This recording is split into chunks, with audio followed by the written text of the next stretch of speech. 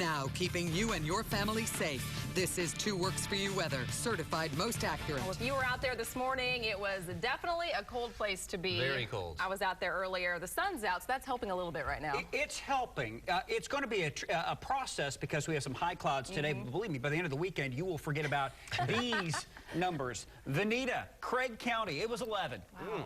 Yeah. Pryor was 13 this morning, Bristow 14, Bartlesville 15, makes that 20, and Tulsa all of a sudden seemed tolerable. The issue today, yes, we are warming up, and yeah, we're already starting to see some 40s on the map, but you also see these clouds. Now, they're not very thick, but we're in that time of year where even just a few high clouds can knock a couple degrees off of how warm you would have been, and so that's where we're headed today. You can see it's already 41 from Bristow. It is 35 from Stillwater. It is 32 from Bartlesville, Pryor, and Tahlequah. So with these moving across right now, this is really when, during these days where we have less daylight, where we're getting the peak of the heating, where we're really supposed to be warming things up. So I've lowered the temperatures just a bit for today. The good news is I didn't lower them for the weekend. That's really when things will improve across here. But you can see those high clouds filtering out the sunshine right now. Our temperature is coming in at 35, just a bit of a wind chill. But this shows you how dry the air is. The dew point temperature is 1.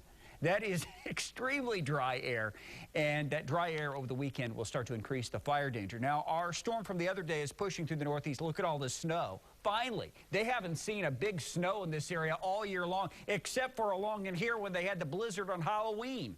So this thing tracking through the northeast, there are winter weather advisories and winter storm warnings in effect there. But we've basically gone quiet with the exception of those clouds moving across. You can see more clouds to the northwest. So tomorrow, we'll call it partly cloudy, but I think tomorrow we'll do a better job of warming things up. What's going on is, here's the jet stream.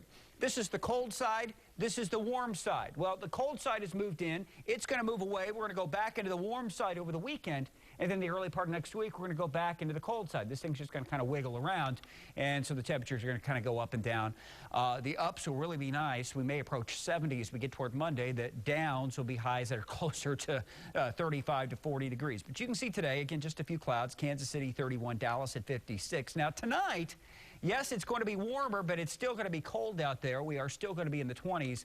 And then for tomorrow afternoon, you know, around here we're going to be in the 50s, but Oklahoma City gets to 60, Dallas gets to 62. And these things are just sitting to our southwest, waiting to leap in here for the second part of the weekend.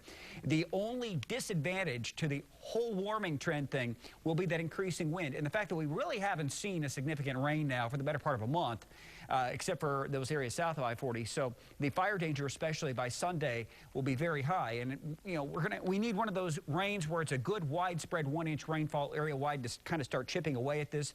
But I'm afraid that we are heading back into drought pattern if we don't start wiggling the weather pattern soon. For today, near 40, if not in the upper 30s, up toward Grove and Joplin, closer to 50 out toward Bristow, Oklahoma City, Okmulgee, and McAllister. 45 will be the high today in the metro area. Our low tonight, 26, still some areas flirting with, if not into the teens. Warmer than this morning, but still, we have a ways to go before we can say it's not very cold to start off the day. So there's Saturday at 57, Sunday at 63. That fire danger goes up over the weekend. Monday, if we can hold the clouds off, we'll almost kiss 70, but those clouds may kind of stop things. And then look what happens. We go back into the cold side of the jet stream, and so after a really warm day, we get a really cold day on the way.